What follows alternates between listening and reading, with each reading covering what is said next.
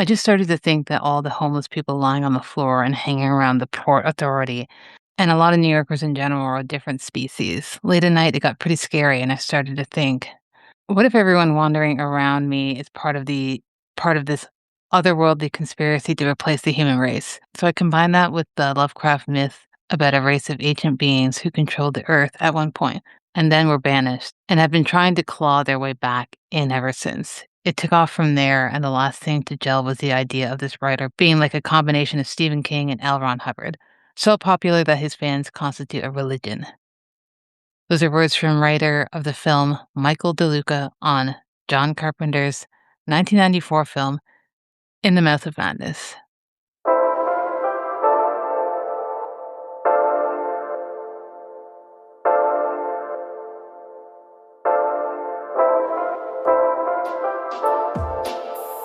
Seeing Face in Movies is a podcast where each month I focus on the works of a different director or cinematographer. And each week I invite a guest on to discuss a film and the artist's filmography.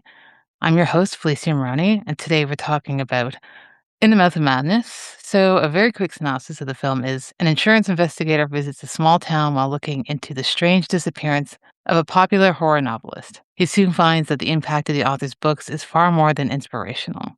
Tagline for the film is, "There are no words to describe Sutter Kane's latest and greatest novel. There are no words to describe Sutter Kane." The film stars Sam Neill as John Trent, Julie Carmen as Linda Stiles, Jürgen Prochnow as Sutter Kane, David Warner as Dr. Wren, and John Glover as Saperstein. It's written by Michael DeLuca, cinematography by Barry B. Kibbe, directed by John Carpenter, edited by Edward A. Warshilka, music by John Carpenter and Jim Lang, costumes by Robin Michael Bush, and special effects by a huge team of amazing people. Today I have on the show my friend Patrick. First time guest on the show, which I'm very excited to have you on. We've known each other for a while now, and it's funny because we did know each other before you started the film club, but I think we've gotten to know each other a lot better from being able to chat basically almost every week about Yes. films with a bunch of people. So, Patrick, thank you so much for coming on the show. It's a pleasure to finally have you. Oh, thank you. I'm happy to be here. Thank you. Yeah, we were friends before, and then getting in the film club, it was finally changing nights was able to get me in there, which was wonderful because yeah, my old job Hmm. was not ideal for going on at Thursday nights. So yeah, I was happy that the night changed, so it worked out fortuitously. There And you yeah, no, go. we're going on almost 2 years in film club, and we've probably known each other for about four. So yeah. I know, that's wild. Hmm. It's funny how time passes, but, it's always great to have, new members in, and your insights are always great. And before we even get into the film in question, I know that you're a huge film fan, and I feel like your expertise, for me at least, lie in the stuff from, like, the '60s, '70s, '80s? I don't know. How would you feel about that? How did you kinda get into watching film outside of what's the blockbuster and the cinema at the time? It was reading Leonard Maltin's encyclopedia book of movie reviews sometime in the 90s, where Nice. that and a subscription my aunt had to Entertainment Weekly in the 90s as well. So that's something I ended up taking one of these subscription things out of the magazine, and then getting my own subscription for almost a decade of it. So that's kind of where it started, but also just going to the video store and looking for something different. So that was, I'm sure my parents loved that, I think, to watch the same movie every weekend. But as reruns of TV shows in the mid 90s were something I'd watch, and then old movies would come on, or there'd be something on in the afternoon, and I'd just kind of catch it, and I kind of got into them. So like, especially longer ones where a lot of people my age weren't exactly into 2.5, 3 hour epic movies from the 60s and early 70s, or disaster movies from the 70s, where that's kind of like the intro to where it was like, oh, so we have the Towering Inferno with Paul Newman and Yeah. Steve McQueen, as well as William Holden and a bunch of other, popular actors from the 30s, 40s, and 50s, rounding it out. And then OJ Simpson, of course, because why not? And, watching those and then like kind of like making notes or seeing like, ooh, Paul Newman, I'd love to, see Butch and Sundance and Mhm. some of his other movies that, are Cool Hand Luke, or Steve McQueen. I like to see Bullets and The Great Escape. So it kind of like mushroomed from there. So Clint Eastwood movies from the 70s and then him being on Rawhide and reruns of that on FX at some points in the 90s as well. So it was funky watching everybody before they were stars on TV shows. So that's kind of where it started for me was like, ooh, I kind of want to like see the progression of, where they went and how everything went. And one of my favorite movies was Robert Redford's Sidney Poitier Sneakers. And that was like another Nice. 90s movie. What is it? The local video store, we had a poster from that. So it was up in my brother's room for, a few years. So that became one of my favorites over time. And I just liked kind of character hangout movies, and that kind of became this the jumping point to where I was like, how I appreciate movies is by like, how's the hang? I think that's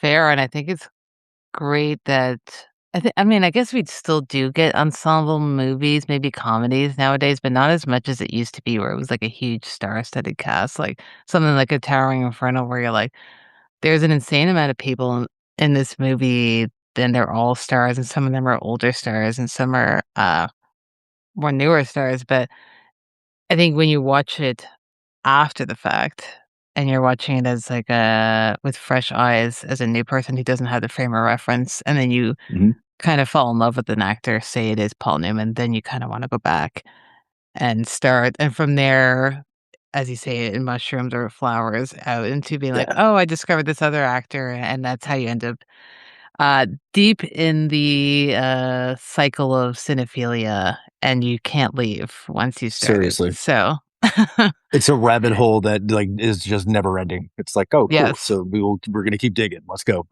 Exactly. Yeah. I'm always amazed, not that I've watched everything because I very much haven't, Mhm. but Yeah. every year I discover someone new, whether it's a new director or actor or a style of filmmaking, and it just blows my mind, and then I my love for film is rejuvenated. Not that it's ever died, but it gets that extra kick where I'm like, "Okay, cool. I can't wait to watch all these other things." So, it's interesting because I feel like I got into Carpenter a little bit later as like, I'd seen a bunch of his stuff, but I think I finally started to appreciate his work later than most people did, and I do find it interesting to get into a director that's so revered a little bit after everyone else does, because it's kind of like a catch-up situation for me, and I find it really rewarding to be able to be like, "Cool, I have all these movies I get to watch." So, I am curious to hear how you got into Carpenter, if you remember maybe the first film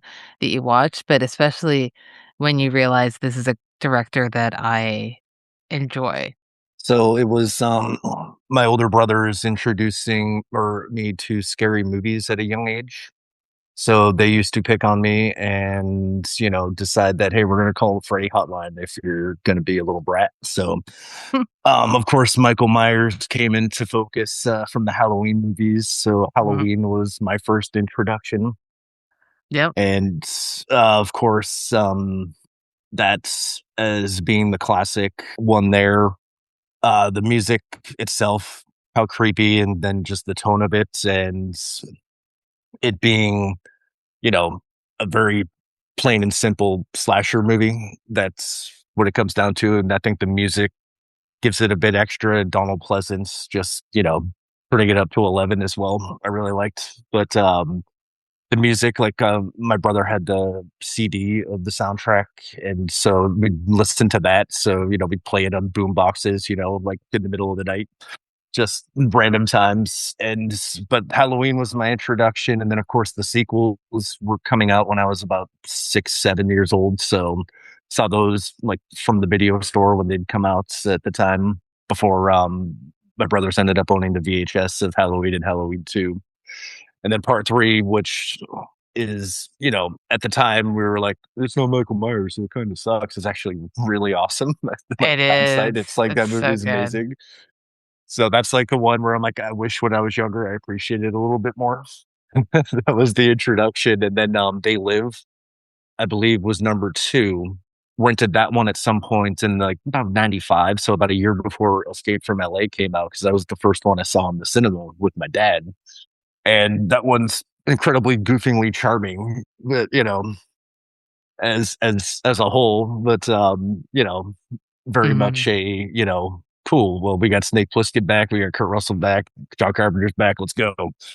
And it's definitely I don't know if time's been kind to that one or not, but that's yeah. Yeah. Not as much as New York.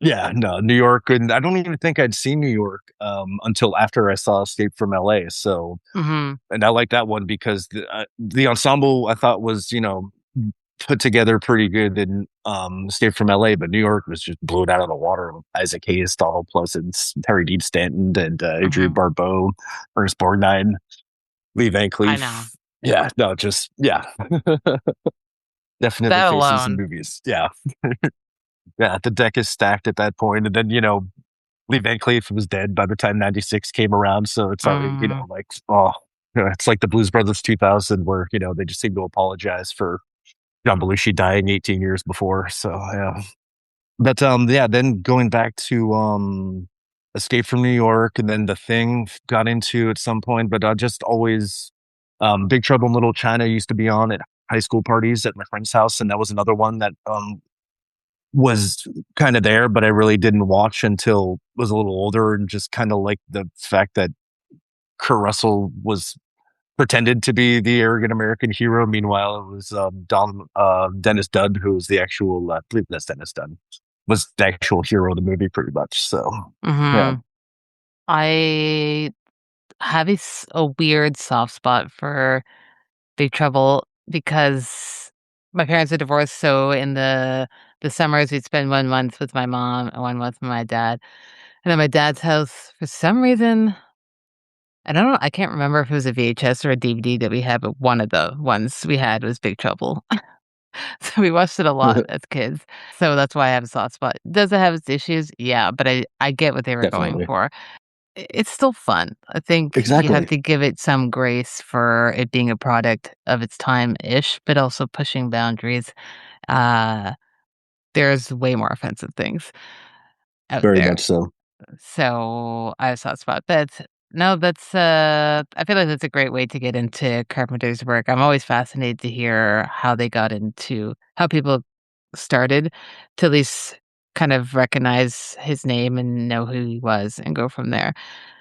Today, though, we're fast forwarding into the 90s after all those films, and we're getting into In the Mouth of Madness, which I saw personally for the first time about maybe 3 or 4 years ago, and I really, Nice. really liked it. I think it was maybe on Criterion that they had it on there, and I was like, "Okay, now's the time to watch it," It did, yeah. and I had a great time with it. I know, we'll get into how it's part of, like, a loose trilogy called the Apocalypse Trilogy of Carpenter's, but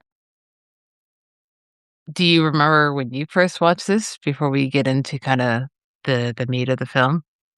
I believe it was sometime after it came out on VHS, and sometime in '95, '96, where I can't be sure of the circumstances, but I know it was rented and we watched it at some point, and it was kind of creepy. And then I don't think I revisited it till about sometime in the mid 2000s. So a good 10, 12 years later. And just remember forgetting how creepy it was at certain points, and just totally like it was almost like watching it all over again, because the first time I saw it, I don't know if I was, just being a teenager and not completely paying attention, but just second Mhm. time I saw it around, I was just like more floored by it. I'm like, this is really good. Yeah. the guy with the axe walking across the street while Sam Neill and Bernie Casey are sitting down is just watching that. It's like this is staged wonderfully, and it's like you can't take your eyes off the screen at that point. So yeah, it's like I great know. intro. It's like, all right, cool, let's roll up, let's go. No, it's great, and I'm sure we'll definitely be talking about Sam Neill, but I'm sure a lot of people would have watched it at the time because, the year before this was released was obviously Jurassic Park, so he ended up Hmm. being quite a big star there for a bit after that, but when he was cast on this, he was fairly unknown, especially to American audiences being from New Zealand, but he had worked with Carpenter, in a film that, again, will come up briefly later in, Memoirs of an Invisible Man. So, he gets a Yeah, lot more to do in this film, and he's a fantastic actor. I'm always so happy to see Sam Neill in very anything. much He so. continues to be fantastic. Um, Getting into the film, Carpenter is a huge fan of H.P. Lovecraft. I've read some of his stuff, definitely not as much as other people who are a huge fan of his. But Same. if you've read anything or even if you kinda know who he is, you kinda know what the crux of his aura is. He's definitely a huge horror author, and he's known for making or popularizing a genre that has been kind of dubbed cosmic horror. The influence of H.P. Lovecraft is seen in a lot of Carpenter's work, whether it's subtle or more subtle or less subtle, but in this one, I think it's a lot more explicitly shown, like, this is essentially his Lovecraftian film. He's not hiding it, he talks about it all the time. But people have described this also as being a cosmic horror film, and what that means I don't know if this is an actual definition of the film or the horror or the genre, sorry, but essentially, cosmic horror is the fear not of one specific monster or ghost, but rather the vastness of the universe in which man is insignificant.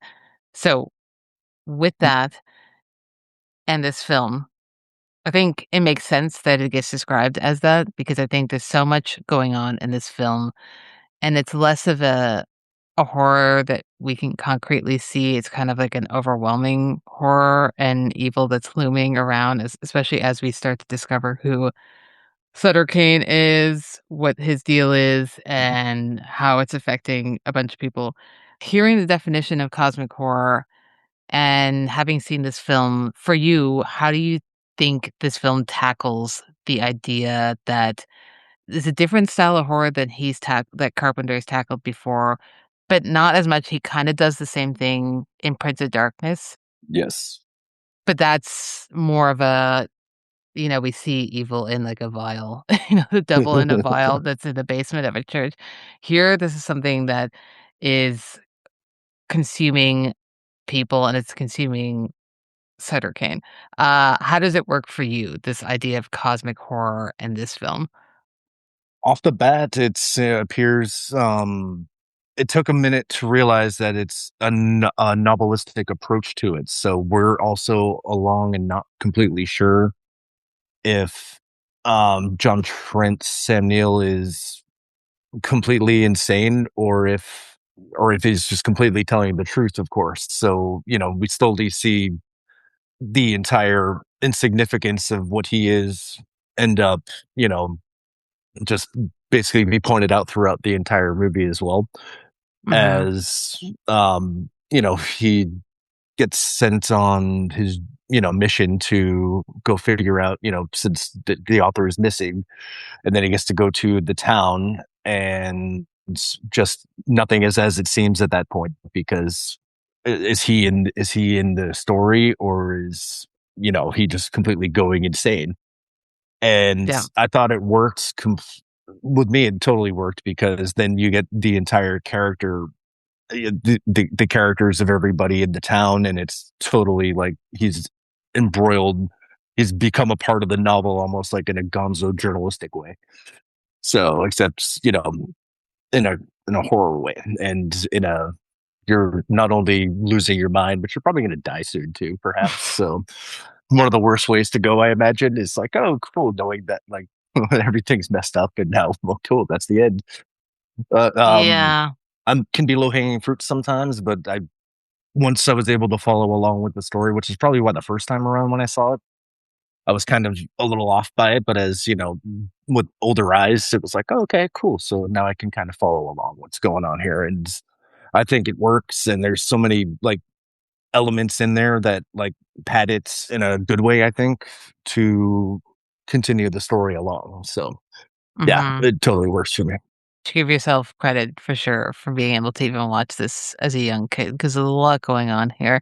And I think as a younger person, you're probably seeing the horror elements that are very interesting, but as you get older, or even just on a second or subsequent watches, you definitely get a lot more out of it because there's a lot to grasp onto that you there's no way you can retain all of it on the first watch, and I like the idea of it being him being kind of like a gonzo journalist because he is being submerged into this situation where there's no way that he would have ever thought that it was going to be this. He just thought this is a, "Okay, I need to find out where this journalist is." It should have been an easy, task to do, but very much not, and I think what this film does really well is that it immerses you right away into something very chaotic, so as we follow his maybe descent into madness or not,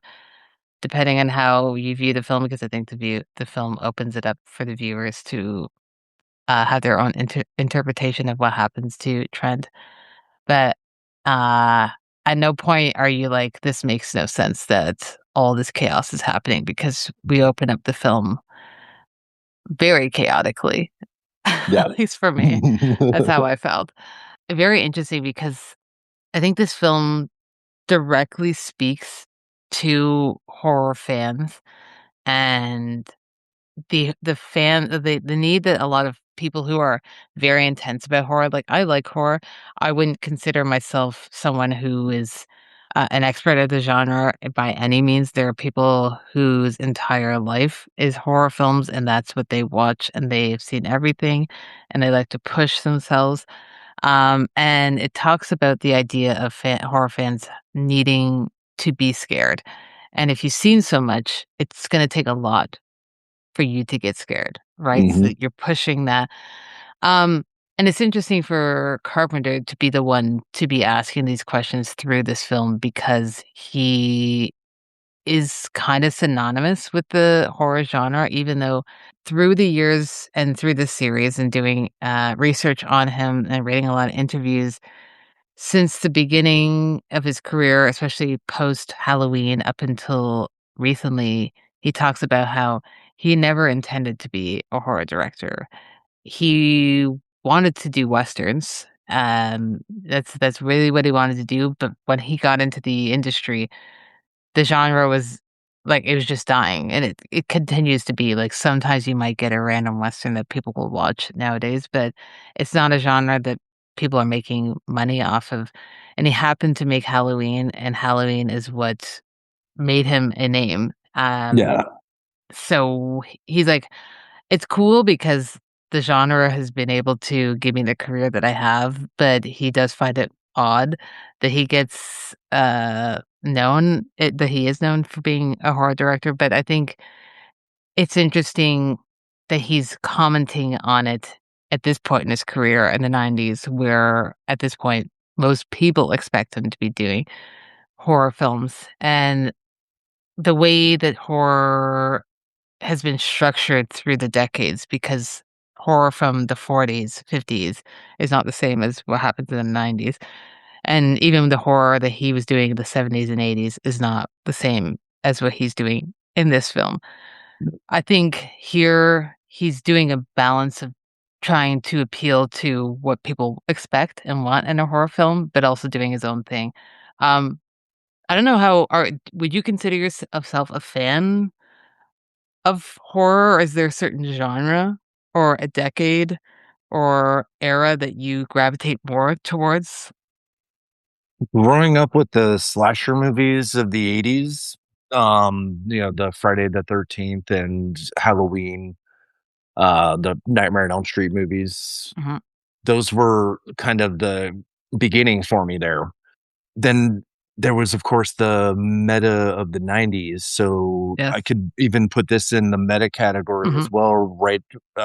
Because I believe New Nightmare came out a little before this, where Wes Craven did his test run for Scream pretty much with that. Yep. Because, I mean, the Nightmare on Elm Street series went completely monkey crazy bonkers after part three, basically at four, five, and we're just completely like late 80s, we gotta make it bloodier. We gotta, we Yeah. gotta find new ways to have Freddy invade people's, like kill people, like have great kills. And then they made a 3D movie with Freddy's Dead, The Final Nightmare, which naturally wasn't the Final Nightmare because money needs to be made, pockets need to be lined.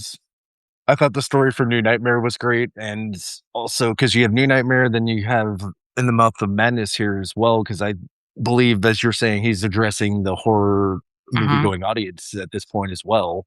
And I don't know if anybody at the time caught it so much. And then Wes Craven comes out with Scream, so it's actually a good trifecta of movies you could actually put down for a triple features. All three of those could be a Yeah. fun watch. But when it comes to most horror, um, there's what was the ones that creeped me out was like Poltergeist 2 creeped me out because the preacher in that who was dying of stomach cancer, Julian Beck at the time. So like that guy creeped me out as a child. So that was very much like, like honestly like haunted my dreams, like kind of Oh. thing where it was like it was dark out and I'd just be like creeped out. Yep. So I was able to face the fear with that one because, I got to humanize the actor who played him and like kind of be like, here, you're gonna face the fear. You're gonna like, do the research and get to know that this guy was an actor and he was dying of stomach cancer at the time. And he has a fun appearance on Miami Vice before he died too. But that's another story altogether. But horror movies, like, if something scared the crap out of me, I'd try to stay away from it. And when I was younger, definitely Freddy. But I've gotten to watch a few Italian Jello pictures that I've kind of gotten into and basically realized that A Bay of Blood is what made Friday the 13th the movie. Is they basically took that formula and made it into filmed it the exact same way. And the colors of Suspiria, like I love because, and that's one I can rewatch just because the music too is just amazing as well. But that's what I grew up on. And then, I haven't seen any of the new Screams and some of the modern horror movies like the Paranormal Activity I never really got into. Mhm. And I'm not opposed to it, but I just haven't been around the right people that are like, hey, we're gonna put this on. And it's like cool, but normally it's like I'll try to, guys people somewhere else, but or guide them somewhere else for something if we're gonna end up doing a movie night of some sort. But that's where I stood on horror for the time. But Okay. it was like growing up in the meta area, coming of age during the meta time is yeah, definitely a fun moment and learning how to, face the fear with the preacher from Poltergeist too. So yeah. Yeah. Yes. There's so much that you said that I wanna expand on because I Yeah. think everything was fantastic, and so I'm gonna try and break it down in my head so I remember everything that I wanna talk about. So I want to expand on Wes Craven, so I'm so glad that you mentioned Wes Craven and the idea of a meta horror film because I think this very much could be lumped into it, and I hadn't even considered this as that. I think I was dancing around it and hadn't thought of the word meta, so I'm so glad that you brought it up because it makes so much sense, and I don't know that people even reading about this film, no one even brought that up at all or made the connection to what Wes Craven was doing in the '90s, but it makes so much sense to include the 2 because I think they are essentially doing not the exact same thing, but they're both reflecting on their Mhm. careers and where the horror genre is at. So that and then I also wanna talk about, the idea of how horror has changed through the decades of, you saying you got into the '80s slashers and then the '90s becoming a bit more meta. and what they were doing in the 2000s, 2010s, and what they're doing now. So we can get into that as well. And the last thing, which I actually will just start off with because it's very quick, but I think everyone has a couple horror films that have, scared them as kids and they always kind of remember. Uh, Yeah. the two that I can think of the top of my head, and for different reasons, scary. I remember being really scared of Amityville Horror. Mhm. Definitely. And I remember after watching that, waking up and making sure it wasn't like 3:15 because it's like, "Oh, no, if it's 3:15, bad things are gonna happen." So that one scared me. And then what turned me off of modern horror films, which we'll definitely get into, because it's kinda relevant here, he's doing it quite a bit here and because it's the time, are jump scares. Mm. Because jump scares weren't not that they weren't a thing back, even dating back to the '50s, but the films weren't reliant on jump scares, and I don't think this film Ah, relies on jump scares. There's definitely jump scares in this, but it doesn't rely on it as much as more modern films do. And so I remember the very first jump scare because I never used to be bothered by them as a kid. It didn't even phase me. But when I watched The Ring, the American version, there's that one huge one, and I yeah. screamed so loud to the point where my dad ran inside and was like, "What's going on?" Because me and my sister screamed. We're like, and it just changed my brain chemistry, and I'm mortified of jump scares. I cannot deal with them. So, that's an aside. Um, Love it. Going back to the first point about it being meta horror.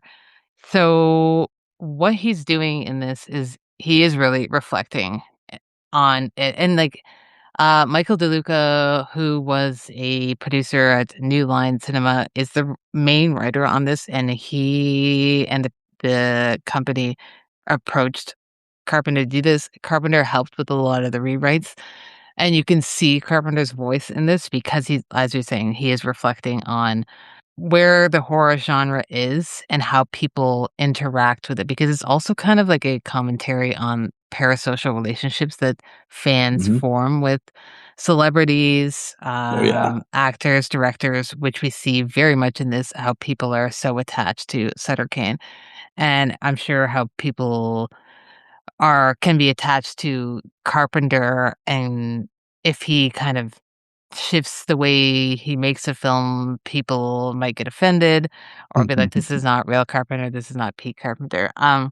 In terms of the meta thing, I'm so glad you brought it up because I think when you're watching this for the first time, you might not catch on to it as much, 'cause I think you're just so focused probably on diving into the world of Sutter Kane the same way Trent is, and Yeah.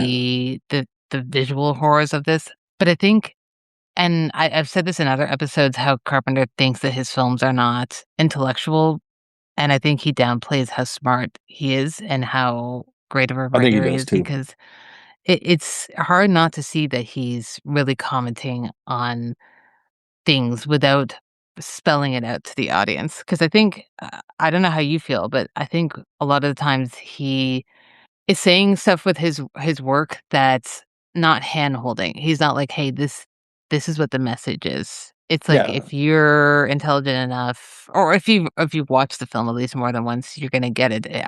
Is that something that speaks out to you about this film and Carpenter's work? Very much. He's not he like, Halloween was pretty straightforward. Mhm. This is what's going on, there's a shape, and he's not holding your hand, he's just guiding you through. It's like, "Here, I'm gonna be your quote unquote spirit guide." He reminds me a bit of Twilight Zone writers a bit as well. Yeah. So that's where we're gonna tiptoe around certain things, and you're gonna catch, if you have any intuition whatsoever, you're gonna kind of catch what I'm doing with the commentary here. Uh-huh. So that's something he's definitely doing with this, and he's done in a lot of his work as well, especially They Live and The Thing Mhm. and Prince of Darkness as well. Memoirs of an Invisible Man is a studio gig that, he was able to probably try to cut what he could in there, but, probably wasn't as much as he would have liked. And Uh, I just think the less he talks about that, the better he feels about it. So, Yeah. But I agree. I think he's does sell himself a bit short. He also knows that he's not someone who's going to take a lot of shit from anybody either. So that's No. something that I really like about him is that yeah, he could sniff you out from 10 miles away if you're, a complete dingleberry. So yeah. He's such a fascinating person to sit alongside and watch any interview with him because he is so smart. And I think in his mind, because he grew up in Kentucky, he just views himself as kind of like this hick. But I mean, hey, you could still be from a small town area or from a state that's not, known necessarily for film, and you're bringing that personality. I think his no bullshit personality comes from his upbringing, and it's what allowed him to be so successful, and allowed him to honestly, as much as he didn't necessarily intend to, but shape the horror genre because there is a Carpenter style horror, and there's a lot of people who've tried to emulate it, and I don't know, he was obviously also outwardly inspired by a lot of people, but I think the way the horror genre has changed through the decades is fascinating to me, and being able to see a Carpenter or a director like Carpenter who has worked throughout those decades because at this point, like you said, the '90s is more cerebral where they're thinking about themselves and the way that they shaped the genre and the way that people interact with it. And then we get into more jump scare heavy films in the 2000s, but we do start to see it at this point because this film is basically at the end of the millennium. We're Yeah. getting into the 2000s not long after this. And jump scares are in this film. I think they're done tastefully. There's a little bit more jump scares than there are in his earlier things as well, but I Yeah. think there's some that are really effective. I think especially the scene where he wakes up from the dream and looks over and there's the dead cop and then he wakes up after that. That's a good jump scare. I think that's a good use Hmm. of a jump scare in a film. And I do have a space to talk about just the practical effects and the makeup in this film because we definitely need to expand on that. But I think Yeah. where he's bringing horror in this point in his career is really interesting to me, at least. Hammer horror films, 50s, 60s. Then Mhm, Polanski comes out with Rosemary's Baby, and then The Omen comes out as well. So wanted to touch back on those to kind of, and you said Amityville Horror as well. mhm, So I wanted to kind of tie those in there as well as we get to where we are in the 90s too. So yes. that's one of the parts I wanted to mention there. And then you were talking about I didn't know if you were going to jump on into the practical effects at this point, but that was just a thought I wanted to kind of chime in on of like horror of the time and where it all kind of changed at some point in the late 70s from being kind Yeah. of schlocky and, William Castle-y, like the Tingler, before that to, hey, actually, we're scare the crap out of you a little bit. Let's go. Yeah. Well let's get into it because there's no this the structure of this is very loose, so it's in my notes anyways, so let's get into the practical effects, and then we Hmm. can jump back to some other stuff, but at this point in the '90s, CGI is the thing that a lot of studios are wanting to use. Yeah. We're seeing very early days of what CGI is up until now where CGI is in a lot of mainstream films. I actually think the CGI of the '90s and 2000s is a lot more interesting to watch than what they're doing now because, yes, it looks corny, but it's still fun. Yeah. And it's interesting because I, watching this, thought that he had used quite a bit of CGI, but it turns out there is a bit of it, but not most of it is practical effects, Yeah. and, now knowing a lot more about Carpenter, watching a lot more of his films, I know that, that makes sense because he was always so, insistent on using practical effects and having such great relationships with those artists and wanting to utilize them and be like, "These are people who are masters at their crafts. They need to be able to show their work." as opposed Hmm. to a computer doing it, which is something I have great admiration for. I'm sure you do. Same. A- Yeah. Anyone, this might be a hot take, but I think anyone who's like a real film fan has more respect for someone like a practical or special effects artist than someone who's doing CGI because to be able to do practical effects, makeup effects is an insane artistry that a lot of those other filmmakers cannot do, and that's why they employ artists to do that. And there's a lot of scenes in this that that easily could have just been done by CGI, but he insisted on practical effects. There's one in particular that I read about that I just didn't know that was practical that I found interesting. So it says one shot in the film features a wall of monsters chasing Trent down an endless tunnel. While these easily could have been digitally inserted later, Carpenter insisted on building puppets for all the creatures. And the result 18-foot wall had to be operated by 25 crew members. Hmm. So it's like he probably could have saved some money for by just doing digitally, but he was like, "No, we're doing this for real." And that's to me what makes him a true master and a true director to have that vision. I know you wanted to say some stuff about the practical effects because I know you're a huge fan as well. How it works for you in this film, but also just Carpenter's love for that because we see it so much throughout his career. It's I love the scene where the tunnel just expands and this is like, oh, oh, oh, oh, uh-oh. It's Mhm. just watching it go, and it's just like you see just how like endless the tunnel is, and it's like, yeah, the chances aren't pretty good here. Yeah. Uh it's I just love that. I thought it was perfectly done. But yeah, I mean 25 guys with the practical effects. I mean, just practical effects in general. I mean, that's the backbone of, most horror movies. Nowadays, it's easier to, studios to be like, oh, no, we're going to save $3 million in the budget by doing it with our lab in Quebec. So, yeah, we're going to do that Yeah. instead. But just keeping it like it's filmmaking as it should be. So, and it's old school, and we definitely like old school. But Yes. the effects in Prince of Darkness, the effects in The Thing, Halloween, there wasn't a ton. I mean, you got bodies up on walls and set Mhm. pieces. But even the effects he was using in Memoirs of an Invisible Man, Very still much. using practicals and that as well. So you want to hire John Carpenter to make that kind of movie where practical effects are being done. So that's and he's a master at it. No, I think even even with the film like Memoirs of an Invisible Man, is it one of his best films? No.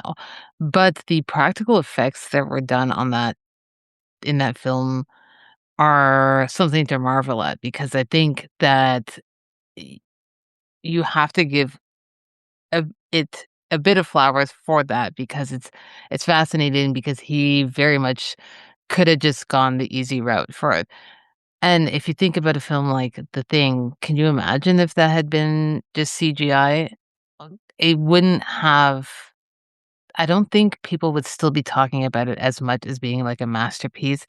What really sells that film, it's not just the practical effects, it's the film as a whole. But every single time I watch that movie and I see the creatures that were created for real, that movie, I'm just so mind blown at Yeah. the artistry that went into that because that's insane work, and we see it here too, that, like, I think it just adds another layer to the film, and it makes it a lot more I don't know, I think it makes it a lot easier for people generations later on to watch it because practical effects don't age as badly, I think, to me, as some CGI does. Very Because much so. Yeah. you're in the mindset that, yes, this is, of its time, but if you're watching something like Beetlejuice, you're not like, "Oh, this feels so dated." I'm like, "No, it's supposed to look like this, and it will Yeah. always." CGI is always trying to look very realistic, and then you watch something from the 2000s that you thought they thought was looking realistic and it doesn't. I'm sure the stuff from like 2026, 20 years from now, we'll look back on. I mean, we're currently looking on it as being like, this looks gross, but Yeah. um, yeah, I think it's really unfortunate that those artists aren't getting the work that they deserve to get anymore, and I don't blame people for who wanting to get into the industry for not, focusing on that because there's definitely not as many jobs. There's not as many carpenters employing practical effects except for like a Del Toro who's still doing that. A handful of filmmakers. Exactly. Yeah. There should be more, but I don't know. We'll see. Maybe there's a resurgence incoming. I hope. We'll Yeah, see. no, we can hope on that one very much so, yes. Exactly. Yeah. um Carpenter said that he wanted this film to be kind of like a satire on the idea that films or other forms of art can cause people to be violent. So I'm going to read a direct quote from him on this. He says, when I was a kid watching television, there were these documentaries on TV asking, are foreign movies too violent?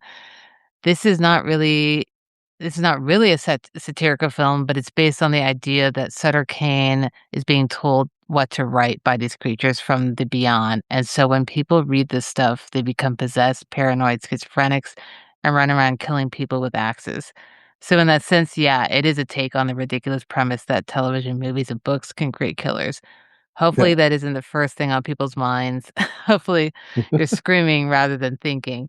So it's kind of two-pronged with this quote. I think it's once again Carpenter downplaying his thing because I think in his mind, he's so focused on people not thinking too much about the film. But I don't know that he fully realizes the way cinephiles' minds work because he's also a cinephile that you are going to be thinking deeper than what's on the surface of a film. So yes, maybe on the first watch, you're just enjoying it along for the ride. But if a film has a stamp on you, it's because you're thinking about it. And I think a lot of his films cause you to think. And I think it's interesting that he's saying at first he didn't mean it to be a satire, but yeah, he's like, yeah, I guess it kind of is a satire on the idea that art can make people violent. This is not, especially in the late 90s, people were really talking about this with certain events that have happened where people were like, well, this pushed this person to pick up this gun or to be violent in this way. And this film is very much commenting on that, the effects of Sutter Kane's work on others and what causes them to be violent, and just the fact that Sutter Kane himself is being possessed by this unseeing evil that's possessing him to create harm on others. For you, do you see this as a direct satire, or at least commenting on the idea that violence is not necessarily directly related to art, but people maybe can use that as an excuse for why they act the ways that they do? Very much so, and it's been something that they're talking about in music and in video games in the late '80s into the '90s Mhm. as well, where it's like, we're pointing out, and then of course everybody's points their fingers at something else but themselves or their parents. Yep. It's like, oh, we will Mhm. blame Satan, we will blame rap music, we will Yes. blame the neighbor next door who has a bow and arrow. That Freddy Krueger, that guy, he's the one's getting all these kids to go out there and start slashing people. Yep. um everyone's pointing the finger someplace else, and it's like the Sutter Kane factor, the like basically being a stand-in for Stephen King, who and Christine's another one with excellent practical effects as well. From Yes. just a Yes. tangent for a second, speaking of Stephen King, Sutter Kane is a stand-in for Stephen King, and a lot of people, especially Mhm. Bible thumpers, are stomping their feet at Stephen King. It's like, he's a sadist, and he's the devil's work, and that's why kids are violent from reading needful things, and Sutter Kane is people can't put paperbacks down, and that's another fun part of the '90s where not everybody's reading books the way they used to nowadays. They're listening to them or looking at them on a large tablet of some sort. But the satire of it's like all this stuff is rotting everybody's brain, and reading this book has made me wield a yak or wield an axe and go break Uh-huh. things, and because I've seen the end of this book, I must now cause mayhem. But yeah, it's been like that to time immemorial, where it's like, oh, we must find ways to point our fingers elsewhere instead of looking within ourselves. So definitely on the satirical on there. Yep, perfectly said, and I'm so glad you brought up Stephen King, because, yes, Sutter Kane is kind of a stand-in, and I don't I know that Carpenter is a fan, of Stephen King. As you mentioned, Christine, he did an adaptation of one of his novels, Yes. and I think what he's saying is not a criticism of Stephen King at all. It's a criticism of the people who are maybe mega fans and also people who are blaming him for something that he has nothing to do with. Like, Yeah. he's just putting work out there. Once you put it out there, it's no longer in your hands, which is exactly what this movie is talking about because Yeah. Sutter Kane, essentially, once he finishes the novel, he becomes obsolete. Like, once his work is done, he's no longer useful to the evil entity, and it's the same way with an artist, and it's kind of the same thing that Carpenter keeps saying through his interviews, but I'm not trying to criticize him because I love the man. I think he's just saying it in the wrong way because I think he keeps talking about how he doesn't want people to think about his films too much, but I think what he's trying to say, at least my interpretation, is that he is not going to interpret the film for you. He No. might have meant something, but he's never gonna say what he necessarily meant. He's like, "I created a work, I know why I created it, I know what I meant to say, but once I've put it out there, it's up for you to decide how you view it, and I don't care, how you interpret it. It's subjective." And I think that's also what the film is commenting on. Once Sutter Kane's work is done, they are done with him. The work now belongs to the consumer. And the consumer sounds like a nasty word, but the person, the Sure. audience, the and they what they do in this film is obviously a heightened version of reality, but only slightly. I think that we see a lot of mania in people, like, who are big fans of things. I would include myself in that, as someone who engages with films so voraciously, and I don't get, like, violent about it, but sometimes you get passionate about a thing where you're like, "No, I'm willing to argue with someone." Some people take it to the next level in real life, and they definitely take it to the next level in this movie, where it becomes like this is their mindset, and they feel like they need to fulfill a prophecy. Um, for you, just being someone who lives amongst this world and is a fan of many things, and sees how people are fans of things, especially nowadays, how we have more access to connect with other people, more access to the celebrities, artists that we are fans of. It's interesting that he creates this in the '90s where the internet is obviously a thing, but it's not as accessible as it is now, in the sense that we didn't have phones in the '90s with internet on it. Now you can access internet from everything. Then you had to actively go to it.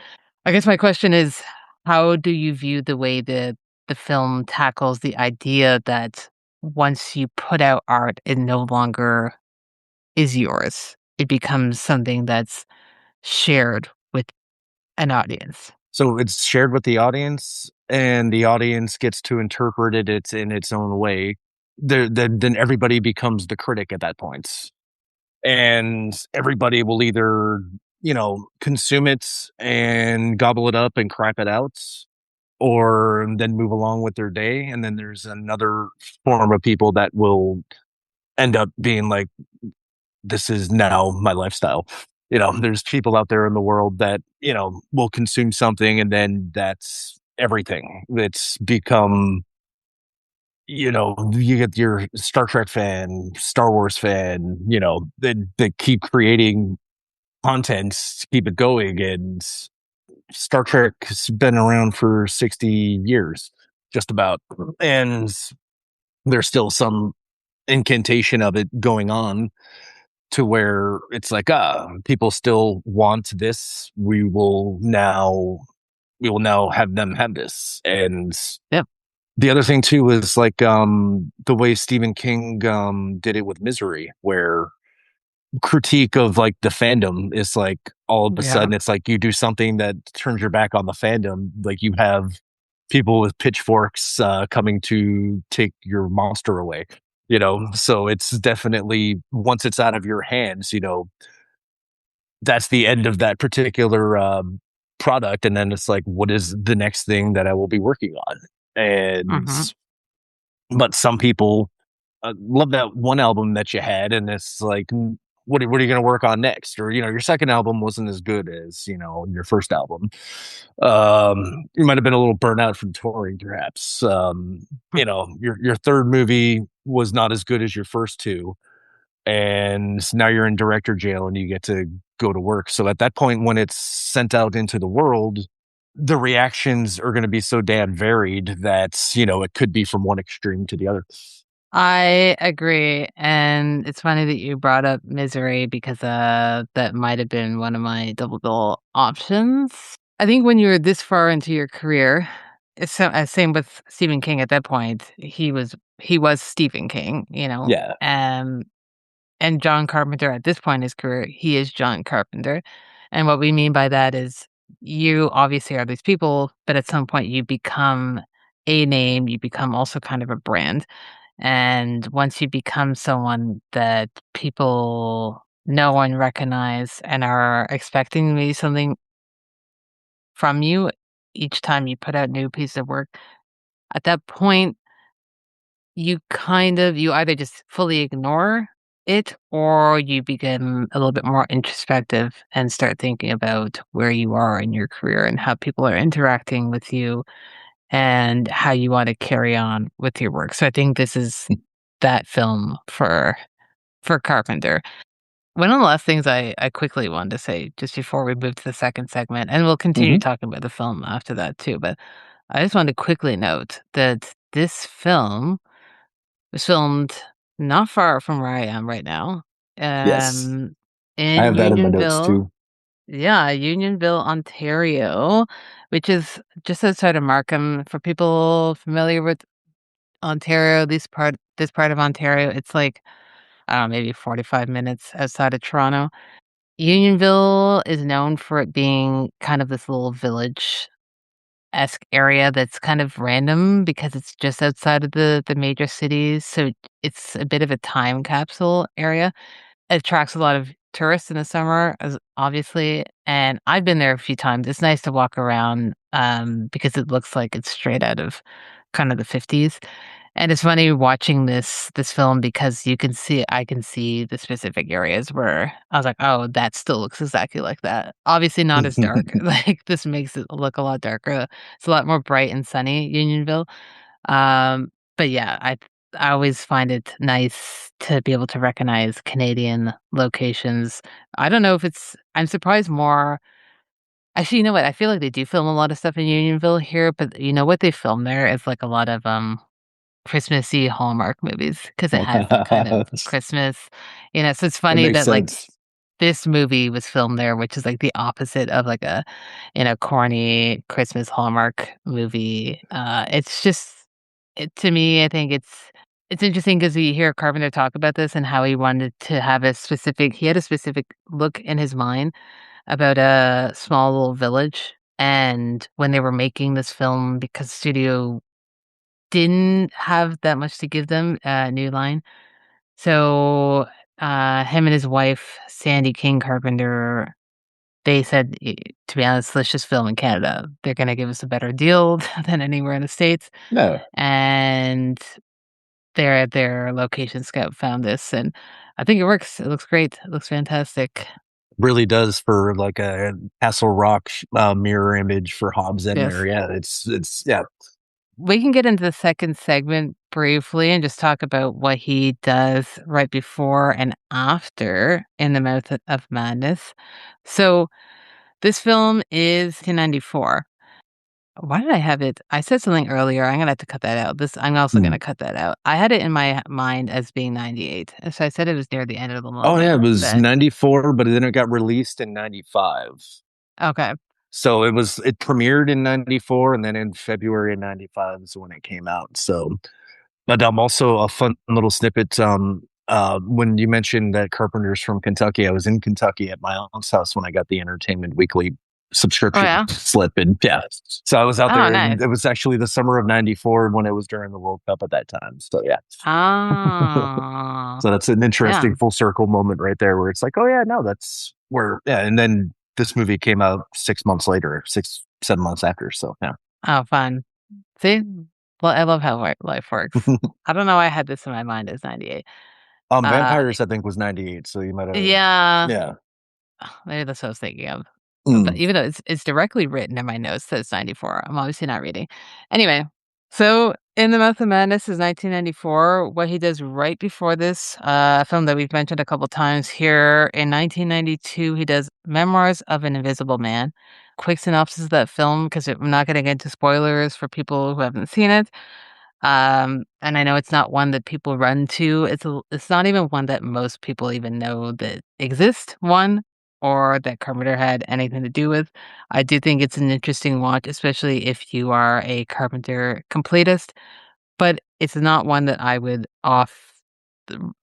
run to recommend off the bat. I definitely would not say to start here in your Carpenter journey.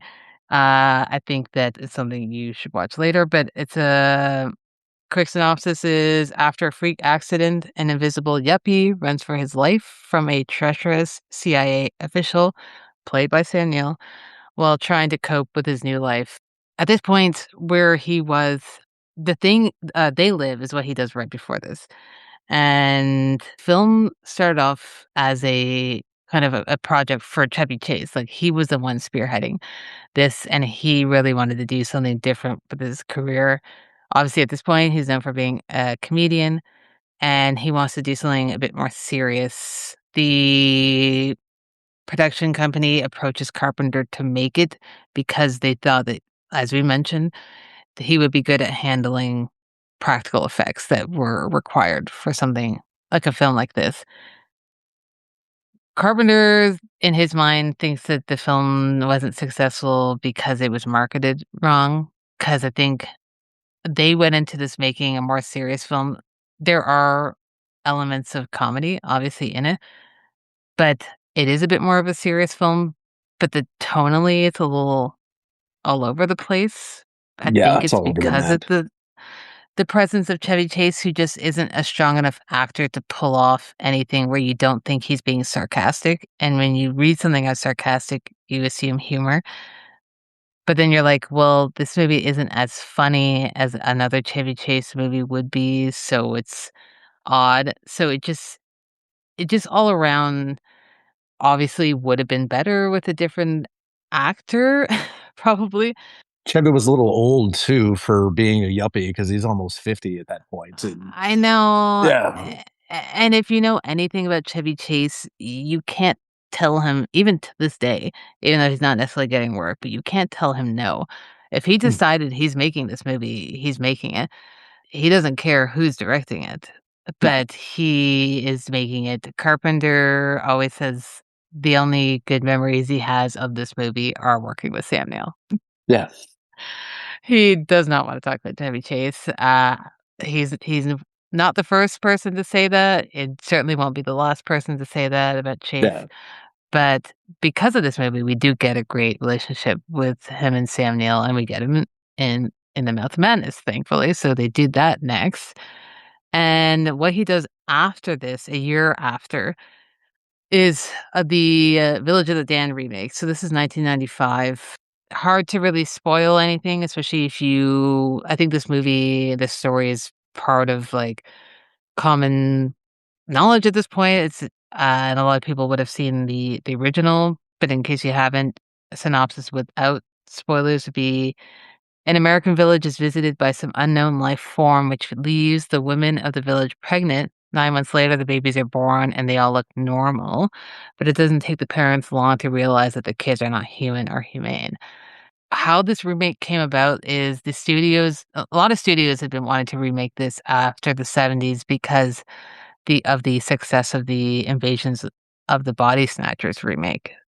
The one with Donald Sutherland was very successful and probably maybe a little bit more successful than the original. I love both of them, but I think the one Same that people watch is probably the the '70s one. with Leonard Nimoy in that too. E Exactly, and so Yeah, you really can't go wrong with that. I highly recommend both, but you really can't go wrong with the one from '78. That one's fantastic. But they wanted to make this for a long time, and it wasn't until the '90s that, Universal finally decided to do it. They offered this one to Carpenter. He'd worked with Universal before, so they had a really good relationship. Unfortunately, this movie did bomb. It was not liked by a lot of people. It did not do well. It also has the misfortune of being, like, Christopher Reeve's last movie before his accident, oh, which is unfortunate for on many levels because it's the last time people were able to see him as he was in a film. He's fantastic in it. I think he's great. I think this movie is not as bad as people say. I know I can be a little more lenient, especially if I feel bad for a way a film was viewed. It's not Carpenter's strongest, but I really don't think it's bad in any way. It has a different energy than a lot of his things, but I mean, I feel like I'd recommend it over Memoirs of an Invisible Man for sure. Uh, it's an easy watch, and yeah, I personally don't think it's as bad as people make it seem like it's the worst piece of shit that they've ever seen. I'm like, come on, we've seen worse. We've all seen worse. So that's where he was at that point. So In the Mouth of Madness did fairly well. I think it also kind of had the advantage of, Sam Neill having been in Jurassic Park the year before, so a lot of people were wanting to watch those things, but after Village of the Damned, it's kind of honestly, after In the Mouth of Madness, we see a new, generation or a new style of filmmaking that Carpenter kinda tackles, and he kinda just continues a little bit going in that direction. Because after Village of the Damned is Escape from LA, which is the year right after that, and he does Vampires in '98, as you mentioned, and then we go Ghost of Mars, and then The Ward being his last film. I've been hoping that he still has one in him before he fully retires. I don't know if he's officially said that he's retired for film. A lot of people, directors, artists say that they retire and they come yeah. back and hit us with one more. I hope he does. Just hope the studio would give him the space to do something, but I I don't know know. if the studios would do that nowadays. Unfortunately, it's just lame. It's really that I mean, I talked to about this with a lot of people, not even just on this show, but in general, of like all these huge name OG directors from our time or even before not being able to get funding for their films. Something like like a Coppola who has to fund his own films. Carpenter has done well, and he has done really well. He definitely has more money than people probably think he does because of, Halloween's such an enormous franchise. But I don't know that he's, like, wanting to put his own money into movies, which is beyond fair. Yeah, I'm hoping someone will be like, "Hey, let's fund a nice independent Carpenter film," and we get one more from him, but we'll see. He's Yeah. getting up there in age. And that's the thing is, yeah, he's in his mid 70s at this point, so it's like now would Yeah. be the time to strike while the iron still has something there, because yeah, because we Yeah. never when you're at that age, it's like you never know Mhm. when something's gonna happen. Because yeah, it's yeah, I know. Not to get dark, but it's just facts, yeah. just reality. So, that's where he was at in his career. Moving to the 3rd segment here, trademarks. What I kinda wanted to focus on and we'll wrap up our thoughts too and just talk about things that we didn't, talk about on the story too. I'll pass it off to you. But what I wanted to focus on is that this is part of Carpenter's Apocalypse trilogy. So these are all films Mhm. that he's deemed as a trilogy, and they're loosely related. They're not direct sequels of one another, but there's what's the overarching theme is kind of apocalyptic worlds that they're either currently in or heading towards. It's interesting that Escape from New York or LA are not included in that, but maybe he just views those as those are direct sequels of one another. So the first one is The Thing, the second is Prince of Darkness, and the third being In the Mouth of Madness. I think what's interesting here is the way he tackles horror throughout. Like we've talked about this through the episode, that he's tackling horror quite differently from film to film. Something in the fog is kind of more of a ghost story. Prince of Darkness is talking about, religious horror. The Thing is creature feature style. And then In the Mouth of Madness is more cosmic horror. I know you've seen all three of these movies. Did you know that they were part of an Apocalypse trilogy? Because N not everyone talks about it. Not till quite recently, like, within the last couple of years that Mhm, I don't know if it was an article I was reading where they brought that up, mhm. but as you it makes a ton of sense having those 3 be lumped into that category because all 3 are along the same lines, and it seems ending within the Mouth of Madness, I think, is the cherry on top, totally. Yeah. Oh, I had no idea they were part of a trilogy. I had always heard that Prince of Darkness and The Mouth of Madness were related in some sort of loose way, but I didn't realize The Thing was also part of that. It makes sense reading about it, as research, but I think for me, what's interesting is the way people talk about the different styles of horror that he tackles, 'cause, I know we keep talking about him being associated to the genre, but I think what people associate him with is Halloween, and Halloween's, as you've mentioned, is slasher horror, and it's very different from this one. This is not a slasher horror. The Fog is not a slasher. Prince of Darkness is not a slasher, so I think that's why some people, and I would say they're not the real fans, but get frustrated when they watch his films because 'cause they're like, especially something like A Prince of Darkness, they find very slow because there's a lot less horror elements, like Mm, outwardly visually horror elements to this, but they feel frustrated because they're expecting Halloween all the time. It's like he's only made the one slasher. but in a He didn't sense, continue doing that. Prince of Darkness is a bit of a hangout movie too with everybody in the Mhm. church, kind of, so you get, that sense, and The Thing is a bit in that as well, Yeah. where, they're all but it's a hang, but it's also like, "Oh, by the way, so our hang is interrupted because, we're yeah, we're Yeah. we're about to Some be, stuff going on. yeah, the world's about to end." Now that's actually interesting. You know what?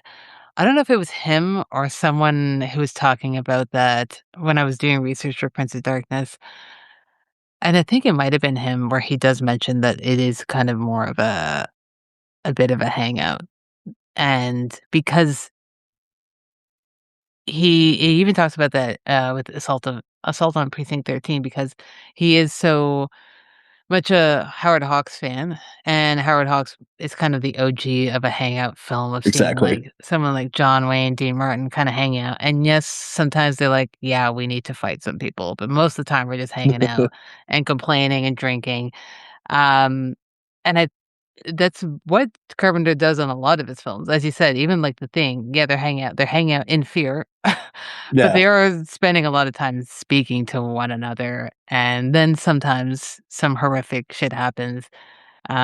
There's a lot more outwardly visual horror imagery, sorry, that's happening in this film than, say, the other ones, but I think it's interesting, including those 3 in a loose trilogy. I always love when directors are like, "Yeah," even if it's after the fact that they didn't intend on it being a trilogy, they're like, "You know what? I There was something that was going on in my mind that caused me to be attracted to these projects or write these films." So, I do find that fascinating. one thing, because I forgot to mention this before, we were talking about the practical effects, but I did want to shout out the makeup in this film too, because the makeup is fantastic. Especially, I always think about the person that's on the bike. That scene always creeps me out. Probably That's even more creepy. so than the scene with the cop on the couch. Just seeing it being there, and it's just so creepy and done so beautifully. And again, like that that just would have been like a CGI face nowadays. And here you can tell it's makeup, and it's so effective. It works so beautifully, even if it looks gross and is terrifying to look at, which it should be. That's the point of it. And it was great when Julie Carmen was riding on the bike as well at some point too. So that was, yeah, it's like, oh look, now it's even more creepier. Here we I go. know. You will never be able Exactly. to leave. Ha-ha. I know. Now I Yeah. never want to ride a bike again. Especially not in Unionville. I won't be riding any No. bikes, that's for sure. Um, I've done a lot of talking. I am curious to hear if there's anything about the film, the story, Carpenter that I haven't brought up that you'd love to touch upon before I ask you the last question. I wanted to just mention the people in the cast and how Yes. like Carpenter in his casting, I think, has been incredibly brilliant in everything he's done from Halloween to his Elvis TV movie, The Fog. You got Janet Leigh in there for crying out loud. Um, and so in this one, he's got Sam Neill, of course. He's got Julie Carmen, who was in Gloria, like John Cassavetes' movie, which I'd totally forgotten about that she was in. Oh, Aw. and Sam Neill, of course, Bernie Casey, who was a football player for the San Francisco 49ers and then was in Hitman in the 70s and Revenge of the Nerds in the 80s. You got Oh, Charlton Heston in this. yeah. uh, you know and I love me some Charlton Heston, especially his post Planet of the Apes 70s runs with Mega Man, Mhm. Sterling Green, Airport 75, Earthquake. He's got John Glover as the guy running the insane asylum, and I loved him in Yeah. 52 Pickup with Roy Scheider and Ed Margaret. He was Yes. just the sleaziest of the sleaze. And Mhm. I actually met him at the Rhode Island Comic Con, and he was totally cool. And he signed a picture from 52 Pickup for my kid, so that was even better. Oh, nice. David Warner as the psychiatrist, so that was fun to see a guy from The Omen talking to Damien from The Omen Part 3. So Mhm. I like that. And Jurgen Kirchhoff, who Das Boot and the bad guy in Beverly Hills Cop 2, as I always remember him. Frances Bay running the inn that they're staying at, and I love the makeup on her. Like later, as she just looks like she hasn't slept for 10 days. So that was wonderful. I loved her in Twin Peaks and Twin Peaks Fire Walk with Me, and David Warner was in Yeah. Twin Peaks as well. And then Peter Jason is the guy in the beginning who's defrauding the insurance company, and that guy's one of Walter Hill's standbys, and Carpenter put him in a lot of things. So the casting is just, yeah, that's another thing in Carpenter movies is just how he casts is always fun. So I'm so glad that you mentioned the broader cast because that was a failing on my part. I definitely was focused on Sam Neill, who's the star, but it's great to hear all those names. Rewatching it, I don't know why I completely forgot about Charlton Heston being in this film, but as the opening credits ran, I saw his name. I was like, "Oh my god, yeah, he's in this." It's wild to see him in this movie. He's fantastic as always, but the broader cast is fantastic, and some of those people that you mentioned, I didn't realize the other work that they had done also. So you're always very good at that, especially in film club. It'll be like a secondary character, and a lot of their broader work, and we're all just like, "Wow, that's fantastic," because we didn't realize they were in these other films. I think it's always important to acknowledge, the work that other people have done. 52 Pickup, I just recently watched for the first time. Fascinating film, very interesting, something that people just don't talk about uh, at all. But I think I don't know. I have it on a Blu-ray, and I I do think too. Yeah. it's Indicator. I don't know who it is who released it. Someone kind of just picked it up because it was like Roy Scheider. Looks like a Yeah. cool crime film. Insane, wild work. It's like one of the last of the 70s exploitation films in the mid 80s. Yes. Yeah. There was one other thing that I did write down that we hadn't brought up Mhm. was the 1994 casual smoking of the amount of Yeah. cigarettes being smoked in the movie, where Sam Neill's chain smoking but yeah, nowadays you're not going to see much of that casual smoking going on in the movies. So the one thing it didn't make me do is like, when I was a kid was like, after watching that movie, you know what I want to do? I'm go buy a pack of Dunhills and start smoking. That's yeah. To get back to, the I know. The effects of, art, on the yeah, the youth. effects of art. Yeah. Yeah, it's weird because I don't think I notice it as much until people point it out because, like yourself, I would have grown up watching films where people just did that. Yeah. So, I don't think I even fully realized until people were pointing out that we just don't see that in movies at all anymore. And to be honest, whatever your views are or people's views are on smoking, I'm like, I think you should still have it in movies. It's a part of real life, Yeah. and then I you're not people are not gonna pick up, you know, the habit because they watched the movie, especially nowadays. That maybe that's a hot take. People are probably thinking, I'm like, "What's next? Are we cutting out drinking from movies? That just makes no sense. You Yeah. can't have everything be sterile." So, I don't know. That's just a True. that's a final comment on that. Mm. I'm saying bring back smoking into movies, guys. That's what I'm saying. Bring back casual smoking. Yes. There you go. Listen, uh, sometimes it makes a character look really cool. So, And or you can tell who the bad guy is because he's the guy ripping exactly. heaters at the corner of the street. Yeah. Yep. There you go. Maybe those are good final words for In the Mouth of Madness. Um, but I do still have one more question for you before I Yeah. let you go. I am always fascinated to hear how people would pair this with another film and why they're pairing it. If you have more than one choice, please list them all off. But I'm curious to hear if you're making a double bill, what are you pairing In the Mouth of Madness with, and why are you pairing these two films together? So for some reason, I gravitated towards The Golden Child with Eddie Murphy Okay. because there's openings of portals to another world going on, and it's a bit more of a lighter action movie, which you do in The Month of Madness, and then you put on the Eddie Murphy film, The Golden Child, right after. And I think they were complementary, and then you kind of get a lighter, more of a, hey, the world's probably going to end, but you've got Eddie Murphy doing wisecracks the whole time and saving the Mhm. day. So I thought those two would be an excellent pair. Nice. One being 90s, one being 80s, and just any excuse to give the golden child some love. Why not? But I think they would be complementary. Yeah, no, that's fantastic. I That's another movie that when you mentioned that, I just was, like, transported directly back to my childhood. That's one that we watched also a lot, and anytime it was on TV, we'd watch it too. Oh my gosh, I haven't seen that probably since the '90s. I'd Yeah. be curious to watch it now. I feel like I'd still enjoy it, even if it's like Yeah, it's hokey and it's still enjoyable. Yeah.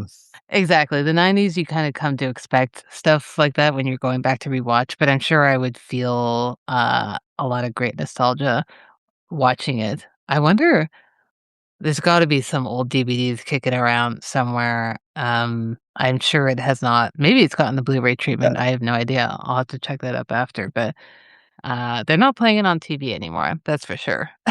No, there's some 4K available I know somewhere, Is but there? yeah, Wow. it's at least available streaming in 4K.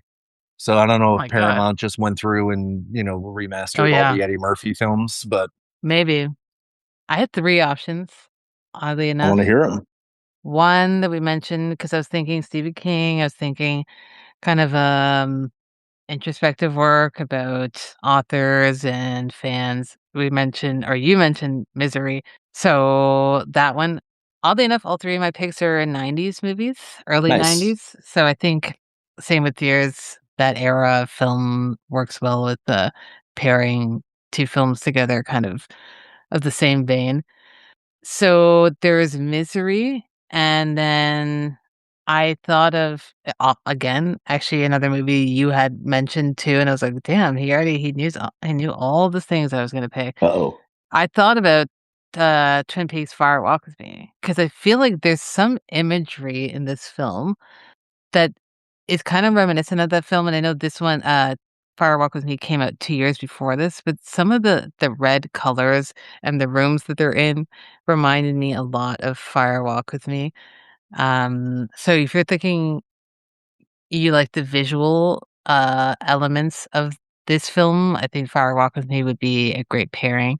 Also just a phenomenal piece of work. Yeah, I think Lynch and Carpenter work well as 2 directors who are not similar in any way, but the 2 pinnacles of American filmmaking, so you can't really go wrong. And Very much then so. I thought about kind of the more silly practical effect style 90s horror films, and for some reason this is not a film that I particularly like, but I do appreciate what they were doing with it, and I had a great time watching it, even if it is silly. But I thought of Mick Garris's, Sleepwalkers. I don't know if you've seen that. Nice. Yeah. Um, Silly movie, but a great use of practical effects. Mick Garris is very much in the vein of Carpenter and using that also. It's a Stephen King adaptation.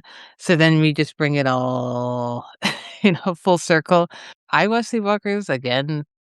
I know for sure I have a Blu-ray somewhere of that, but I watched it for the first time like 2 years ago, and I was like, "Wow, there's a lot going on in this movie, but I'm having a fun time with it." Yeah. It's just a fun time. Sometimes you just want like a fun horror film that's not taking itself seriously, and it's just fun.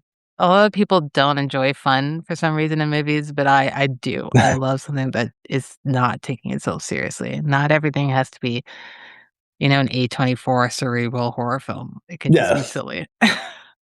So yeah, if you wanna go on the sillier side, because there's some silly moments in this movie on purpose, silly moments in this movie, I'd recommend pairing it with Sleepwalkers if you want. Have a nice fun horror movie night. All 4 of these movies, you can't go wrong with them, all different vibes and energies, but hopefully, it just inspires you too. I'm hoping you've watched the film if you've are listening to this, and if you have, I'm hoping we inspire you to rewatch the film because I think a rewatch is always beneficial for a lot of films, but I think this one especially benefits from especially if it's been a hot minute since you've seen it, because 'cause you'll definitely see it through more seasoned eyes. I agree wholeheartedly. Yes. Well, Patrick, I had a fantastic time. I think this episode turned out really well. I think that you especially gave the audience a lot of recommendations, a lot of movies that they need to write down, add to their watch list, their letterbox watch list, get around to watching. So thank you for coming on. I'm so grateful. Hope No, thank you very much for the hang. I appreciate it a ton. now I appreciate it. So that's been In the Mouth of Madness, John Carpenter, 1994, and this will be the last film in the series before we close off the Carpenter chapter for the show. So thanks for following along. This episode was recorded before the unfortunate passing of Sam Neill. We want to use this as a love letter to him and his beautiful career. Seeing Faces in Movies is an official podcast of the Royal Film Club. It's hosted and edited by Felicia and If you like what you heard, let us know at seeingfacesinmovies.com or send us an email at seeingfacesinmovies@gmail.com. And while you're at it, please subscribe and rate the show wherever you listen to your podcast. And that's the end of the John Carpenter series. Thanks for following along, and we'll catch you after the end of summer. Watch more movies in the meantime, and we'll catch you soon.